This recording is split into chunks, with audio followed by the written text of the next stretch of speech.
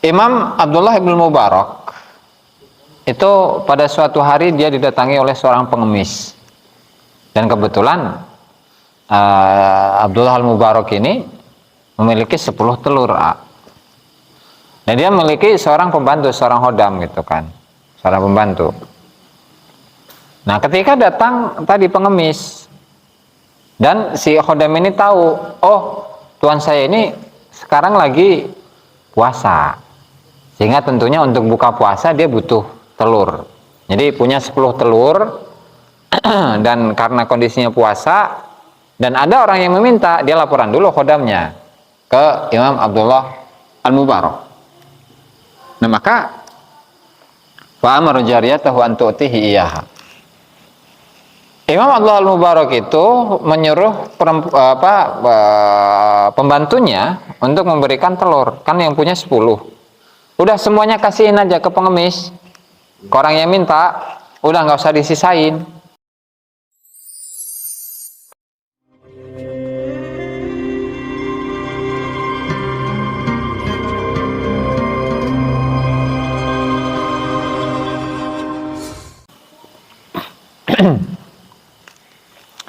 Alhamdulillah, salatu wassalamu ala Rasulillah Muhammad ibn Abdullah wa ala alihi wa sahbihi wa la haula wa la quwata illa billah. Ya amma ba'du.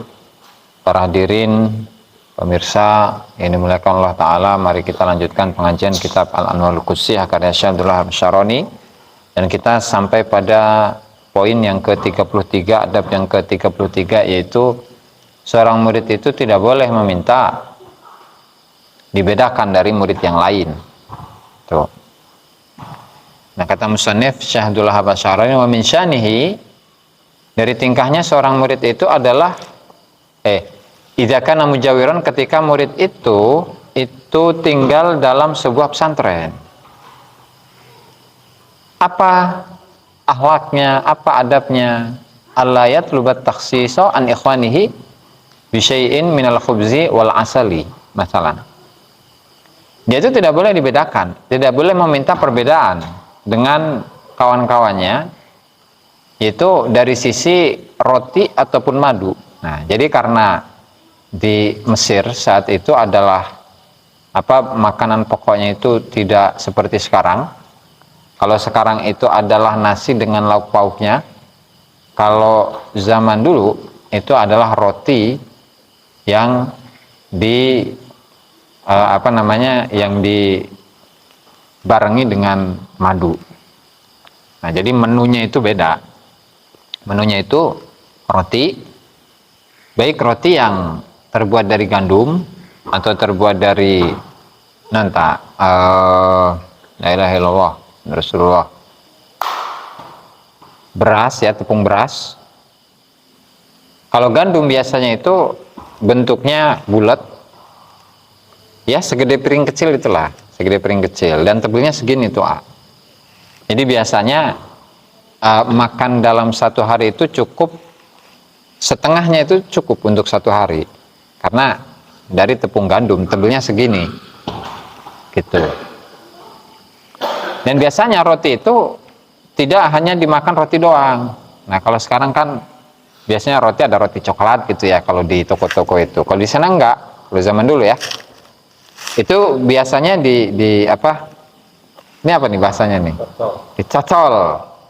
dicocol ke sesuatu yang manis ya, misalnya seperti madu ya, ataupun susu yang manis, tapi atau kalau enggak itu model kayak sayuran yang ditumis gitu ya.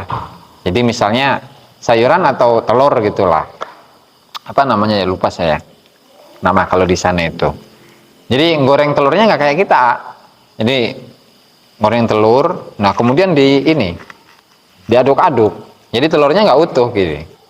Jadi kayak semacam kayak dipotong-potong gitu, nggak beraturan. Nah, rotinya itu dicocolkan ke telur baru dimakan. Atau kalau enggak itu terdiri dari kacang-kacangan. Apa sih namanya tuh ya?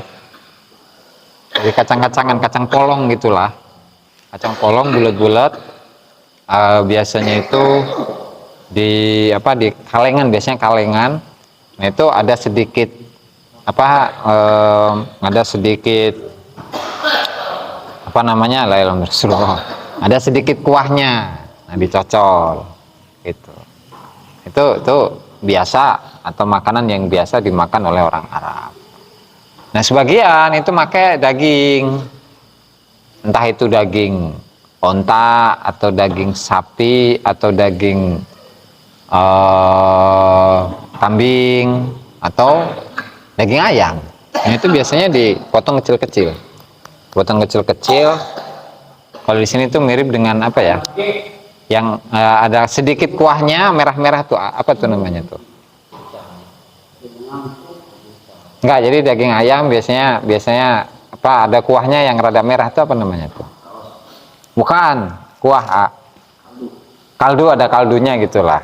Nah jadi modelnya seperti itu kalau zaman dulu tuh ya. Nah intisarinya adalah seorang murid itu ketika dia tinggal di sebuah pesantren, dia tidak boleh dibedakan dengan santri-santri yang lain, ya kan? Bahkan seandainya jika lurah pondok, nah itu nagib istilahnya. Jadi kalau nagib itu pemimpin, jadi sebagai wakil dari Syekh Zawiyah, kalau di bahasa Indonesia itu jadi pengasuh pesantren. Nah lurah pondoknya ini yang katakanlah mengatur, mengurusi segala kebutuhan yang ada di pesantren itu, ya kan? Udah ada dulu namanya itu nagib, namanya nakib. Nah ketika seorang lurah pesantren itu sengaja menghususkan santri tertentu, misalnya ajim, misalkan, oh kalau santri yang lain makannya pakai nasi sama sambal terasi sama ikan asin. Nah ini karena ada faktor kedekatan misalnya antara Pak Lurah dengan ajimi, sehingga dikasih soto ayam atau sop gitu ya. Nah itu nggak boleh itu. Faminal adabi radduh, maka kalau ajimi itu memiliki adab, maka dia harus menolak. Kenapa? Karena saya nggak mau dibedakan dengan santri-santri yang lain. Ya, karena antara saya dengan yang lain itu ya sama-sama santri, sehingga apa yang harus dibedakan antara saya dengan yang lain? Ya kan? Hatta la yatamayyiza an ikhwani, sampai dia itu tidak menjadi dibedakan dengan santri-santri yang lainnya. Sehingga ketika dia dibedakan dengan santri-santri yang lainnya, maka dia akan masuk dalam golongan orang yang orang yang dibenci oleh Allah Ta'ala. Fadkhul fi karahatil haqqi ta'ala lahu, maka Allah Ta'ala akan benci dirinya. Nah sehingga Faulima min babi aula annahu la yajuzu an yusharikal fuqara'a fil akhdhi minal khubzi wal asali matalan wa indahu syai'un min dzalik istirbahan. Nah sehingga intisarinya, kalau itu saja tidak boleh dibedakan dengan santri yang lain, itu saja tidak boleh, lebih-lebih dia itu bergabung dengan santri-santri yang lainnya, sementara dia itu sudah menyimpan makanan dicikan tama. Jadi misal gini, Anjimi udah punya nasi, udah punya lauk gitu kan, lauknya apa tadi, sop atau soto gitu ya. Nah kemudian dari pihak Pak Lurah itu sudah menyediakan makanan untuk santri-santri, yaitu apa, nasi dengan menu yang sama lah, nasi dengan soto. Nah ini licikan ini, misalkan ada seorang santri, dia itu udah punya nasinya, kemudian sotonya itu jatahnya itu nggak pengen kekurang, sehingga dia makannya sama santri-santri biar jatahnya itu utuh, nanti biar ketika lapar itu bisa makan. Kan licikan tau nggak? Istirbahan katanya, itu pengen dapat untung. Nah itu nggak boleh, ya kan? Nggak boleh. Kenapa? Karena dia udah punya bekal ya. Si santri ini udah punya bekal. Nah, udah punya simpanan, udah punya bekal untuk makan. Sementara dia nimbrung lagi ke santri yang lain. Kan licikan karena mah. Aduh. Nah, makanya santri ini diantara dua pilihan. Bal yatakhayyar. Santri ini punya pilihan yang satu, imma an la yatakhassasa min waraihim bi syai'in wa imma an yakula ma takhassasa bihi hatta yafruh. Yang pertama, udah karena saya udah punya bekal, udah digabungin aja sama santri yang lain sehingga kita makan bareng-bareng. Gitu. Satu. Atau yang kedua, udah santri ini nggak usah gabung dengan santri yang lain. Tapi apa? Sampai bekalnya itu habis, baru gabung dengan santri yang lain ketika makan. Gitu. Karena apa? Karena otomatis orang yang seperti ini adalah seseorang yang masuk dalam kategori orang yang pelit gitu kan. Orang yang pelit. Nah itu nggak boleh. Curang. Nah, licikan. Jatahnya mah nggak pengen dikurangi, sementara jatah orang lain harus saya makan juga. Gitu. Licikan tuh nggak? Maka fakun ya akhi syarifan nafsi aliyal himmah. Fa inna talabat taksis yadulla ala khissatil, ya karena ketika dia itu pengen dibedakan dengan orang lain berarti dia memiliki jiwa yang rendah, jiwa yang buruk. Wadana atal himmah, dan rendahnya kesemangatan, rendahnya cita-cita. Wallahu alam. Sehingga hal ini menunjukkan bahwasanya bagi jiwa seorang santri, bismillahirrahmanirrahim, ketika dia berada dalam sebuah lingkungan zawiyah, sebuah lingkungan pesantren, maka dia tidak boleh untuk membedakan dirinya dengan orang lain. Tapi semuanya harus berdasarkan bareng-bareng. Gitu. Ya contoh realnya sekarang itu ya salah rokok gitu ya. Nah, ini mah lagi kerja gitu misalnya, lagi kerja bakti bareng-bareng semuanya. Bersihin apa kek, ngebangun apa kek. Nah dia tuh punya rokok. Disimpan. Dia punya rokok, disimpan. Nah sementara yang disediakan oleh Pak Lurah itu misalkan satu slop, dia tetap pengen dapat bagian dari satu slop itu. Padahal udah punya dua bungkus. Dan dia nggak mau kurang gitu kan, sehingga dia ngambil bagian dari semuanya. Itu kan sebuah gambaran dari seorang santri yang memiliki jiwa pelit, sehingga orang yang seperti ini kapan dia itu akan menjadi atau akan menjadi sebuah jiwa yang baik, ya kan? Makanya hal ini sangat berbahaya, terutama bagi seorang murid, ya kan? Imam Abdullah bin Mubarak, salah seorang tabi'in kalau nggak salah, atau tabi'in lah. Imam Abdullah bin Mubarak itu pada suatu hari dia didatangi oleh seorang pengemis, dan kebetulan Abdullah al-Mubarak ini memiliki 10 telur. Nah dia memiliki seorang pembantu, seorang hodam gitu kan, seorang pembantu. Nah ketika datang tadi pengemis, dan si hodam ini tahu, oh tuan saya ini sekarang lagi puasa, sehingga tentunya untuk buka puasa dia butuh telur. Jadi punya 10 telur dan karena kondisinya puasa dan ada orang yang meminta, dia laporan dulu khodamnya ke Imam Abdullah al-Mubarak. Nah maka fa'amara jariyatahu an tu'tihi iyaha. Imam Abdullah al-Mubarak itu menyuruh pembantunya untuk memberikan telur, kan yang punya 10. Udah semuanya kasihin aja ke pengemis, ke orang yang minta, udah nggak usah disisain. Ternyata disisain 1. Jadi yang dikasih ke pengemis itu 9. Manehna nyimpen hiji. Kenapa? Antisipasi nanti buat buka puasa, iya kan? Fa'atat hutis'an wa khabba'at wahidah. Khodamnya itu memberikan 9 dan 1-nya disimpan. Nah, falamma kana waktu ghurubi syamsi ja'a rajulun. Nah, tiba-tiba sebelum maghrib ada seorang laki-laki yang datang dan mengetuk pintu, ada qalbab mengetuk pintu. Qala, "Khudhu minni hadhihi salah." Udah, sekeranjang ini itu buat kalian semua. Ya kan?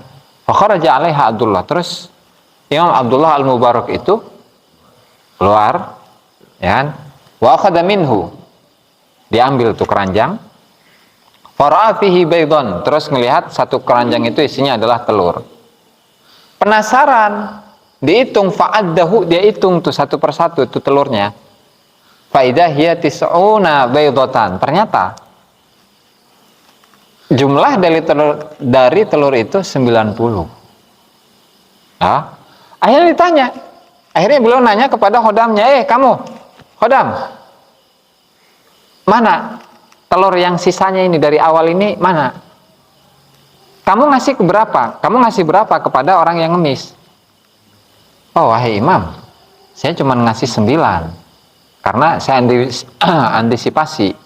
antisipasi untuk berbuka puasa untukmu di waktu maghrib, ya kan? Atau itu tis'atan wa taraktu wahidah nuftiru 'alaiha. Kita ini buka puasa atau makan buka puasa dengan 1 telur itu. Faqala gharramtina. Kamu udah merugikan kita ini. Ya kan?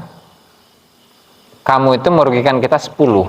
Harusnya ketika saya punya 10, harusnya kita dapat 100. Tapi karena engkau itu masih nyimpen 1, dan itu adalah bentuk dari sebuah kepelitan, akhirnya kita kehilangan nih 10. Berarti kita punya 91 doang ini. Nah, beginilah hakadha kanu fi muamalatihim li rabbihim azza wajal. Beginilah tradisi atau kebiasaan yang dimiliki oleh para arifin bermuamalah kepada Allah Subhanahu wa taala. Mereka itu kanu yu'minun, mereka beriman, yakin. Wa yusaddiquna bima warada fil kitab was sunnah. Mereka membenarkan apa saja keterangan yang ada di dalam Al-Qur'an dan sunnah. Ya kan? Dan seterusnya. Nah, sehingga di sini bisa menjadikan sebuah pelajaran bagi kita. Ya, kalau kita ini adalah seseorang yang memiliki jiwa yang bagus, udah nyimpen-nyimpenan gitu. Ya, artinya ketika ada orang yang minta, kita memiliki rokok 1 bungkus, ada orang yang minta, udah ada pengemis, minta rokok saya mah, udah dikasih semua. Dengan harapan apa? Dengan harapan nanti Allah Ta'ala akan membalasnya, tuh kan? Kalau imannya kuat seperti beliau, itu bisa menjadi minimal 10 kali lipat. Berarti kalau 1 bungkus dapat 1 slop. Tapi kalau enggak memiliki keimanan yang kuat seperti Imam Abdullah bin Mubarak, ya udah ngasih 2 batang, 3 batang, tapi itu udah lumayan, gitu kan, daripada enggak sama sekali kan. Nah, ini adalah salah satu contoh di mana para arifin itu mereka mendapatkan balasan dari Allah Subhanahu wa taala secara cash kontan gitu, apalagi ketika mereka bersedekah. Dan tadi kita melihat bagaimana Al-Imam Abdullah bin Mubarak, beliau itu kepengennya semua harta, semua makanan yang beliau miliki itu dikasihkan semuanya kepada seorang yang meminta atau pengemis. Tapi karena ada jiwa kepelitan yang ada dalam diri khodamnya, akhirnya kerugiannya adalah 10, gitu kan? Ini adalah kisah dari para ulama terdahulu di mana mereka dalam hal rizki, mereka sangat iman, sangat kuat keyakinannya, dan mereka tidak hitung-hitungan dengan apa yang mereka keluarkan dan apa yang akan mereka dapatkan. Begitu juga dengan seorang santri yang ketika seorang santri ini berada di dalam lingkungan sebuah pesantren, maka dia itu tidak boleh menjadi seseorang yang licik. Tadi dia punya makanan, dia punya rokok banyak, kemudian ada tawaran atau ada bagian untuk kebanyakan santri dan masing-masing itu misalkan sekian batang dan dia tetap ngambil. Itu kan licik kan, dia tidak mau rugi gitu kan. At-tabaudu an fi'li ma yumitu qalbahu wallahu taala a'lam. Bisa demikian para hadirin yang dimuliakan Allah taala, pengajian pada malam hari ini semoga bermanfaat dan semoga kita bisa mengamalkannya min ya rabbal alamin. Dan kurang lebihnya saya mohon maaf. Allahumma fiq lakum thariq wassalam. Sebelum ditutup barangkali ada pertanyaan. Allah lurah. Enggak sari gitu mah. Wallahu taala alam bisawab. Wallahul muwaffiq ila aqwamit thoriq. Wassalamualaikum warahmatullahi wabarakatuh.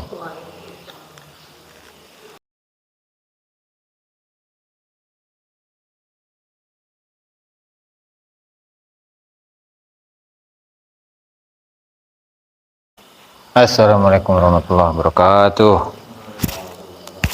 Bismillahirrahmanirrahim. Muhammad ibn Abdullah wa ala alihi wa sahbihi wa la hawla wa la quwwata illa billahi nawaina ta'allumu ta'allimna fi intifaz zakar wa tadhkir.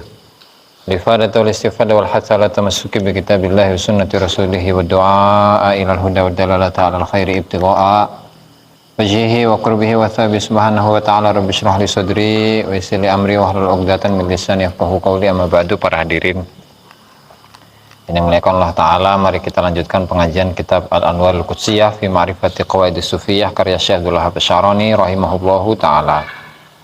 Sebelum kita mulai, mari kita hadiahkan Al-Fatihah kepada mu'alliful kitab, semua ulama, semua guru kita, semua orang tua kita, muslim muslimat, mukminin mukminat, ala hadhihi niyyah wa ala kulli niyatin shalihah wa ala man hawa bihi aslafun as-salihun ila hadratin Nabi Muhammad sallallahu alaihi wasallam. Al-Fatihah. A'udzubillahi minasyaitonir rajim. Bismillahirrahmanirrahim. Maliki yaumiddin. Iyyaka na'budu wa iyyaka nasta'in. Ihdinas siratal mustaqim. Shiratal ladzina an'amta 'alaihim ghairil maghdubi 'alaihim. Qala al-musannifu rahimahullahu ta'ala Syekh Abdul Wahhab Asy-Sy'arani fi kitabih Al-Anwarul Qudsiyah ila an qala alla yatlubat tamayyuza an ikhwani. Utawi iku yen to ora nyupres sapa murid atamayyuza ing dadi beda an ikhwanihi saking pira-pira dulure murid wa min syanihi. Lan iku tetep saking tingkahe murid idza kana nalikane ana sapa murid iku mujawiron iku wong kang tinggal. Allah yatluba utawi yen ora nyupres sapa murid ta'at takhsisa ing pengkhususan an ikhwanihi saking pira-pira dulure murid bisyai'in kelan suci-uci minal khubzi saking roti wal asali lan madu masalan kelawan sumpamane. Walau qaddira lamun den takdiraken apa anan nagiba apa temen setuhune lurah pondok ya nagib iku atahu awes sapa nagib ing murid saning suji-wiji zaidan kang nambah min wara ikhwanihi saking samburine pira-pira dulure murid faminal adabi mongko iku tetep saking adab roduhu utawi nolak syai hatta la yatamayyaza sehingga ora dadi beda sapa murid an ikhwanihi saking pira-pira dulure murid fayadkhulu mongko manjing sapa murid fi karahatil haqqi ta'ala ing dalem benci Allah Ta'ala lahu maring murid. Walima mangko den kawruhi mimbabi aula saking bab kang luweh utama annahu apa temen setuhne kelakuan niku la juzu rawenang lahu kedue murid apa nyusyarika apa yen to nyekutoni atau gabung sapa murid al fuqara ing pira-pira wong fakir fil akhdhi ing dalem ngalap minal khubzi saking roti wal asalilan madu masalan kelawan seumpamane wa indahu lan iku tetep ing dalem sandinge murid apa syai'un sujuji min dzalika saking mengkono-mengkono al khubus wal asal istirbahan krana ngalap untung bal balik yatakhayyaru dan apa yatakhayyaru dadi milih sapa murid imma alla yatakhassasa anata yen ta ora dadi khusus sapa murid min waraihim saking samburine fuqara bisain kelawan suji-wiji wa imma lan anata an yakula yen to mangan sapa murid ma ing bareng takhassasa kang dadi khusus sapa ma bihi kelawan murid hatta yafruga sehingga beres apa syai faida faragha mongko nalikane beres sapa murid syaraka mongko gabung sapa murid al fuqara ing pira-pira fakir badha zalika ing dalem sawise mengkono faragh. Fakun mongko dadi sapa sira ya akhi dulur ingsun syarifan nafsi ing wong kang mulya jiwane aliyal himmah kang luhur semangate fa inna talabat takhsis mongko temen sedune nyupre ing penghususan ya dulu iku nuduhaken apa talabut takhsis ala khissatil asli ing atase rendahe asal wadana atil himmah lan rendahe semangat wallahu a'lam. Subscribe, like dan komen di bawah ini. Nah, jika teman-teman ada unek-unek, ada pertanyaan, dan lain sebagainya, silahkan tinggalkan pesan di kolom komentar di bawah ini. Terima kasih sebelumnya. Assalamualaikum warahmatullahi wabarakatuh.